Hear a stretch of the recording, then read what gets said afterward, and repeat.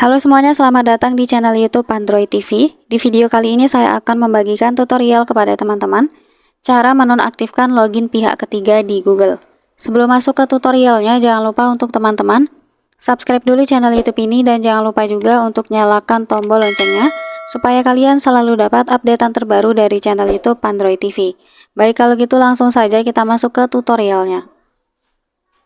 Selain video ini, kalian juga bisa tonton video saya yang lain, yaitu tutorial cara mengganti password akun Google yang lupa kata sandi. Untuk linknya bisa kalian klik di pojok kanan atas.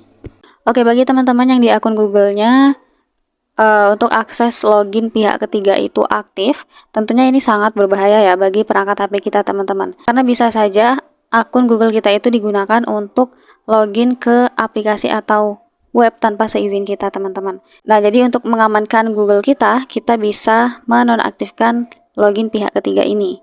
Untuk caranya di sini kita buka Chrome. Kemudian kita klik ikon tanda panah atau titik 3 di pojok kanan atas. Lalu pilih setelan. Kita scroll ke bawah. Nah, di sini kita pilih setelan situs. Lalu kita scroll lagi ke bawah. Nah, di sini ada menu login pihak ketiga. Di sini keterangannya masih diizinkan ya.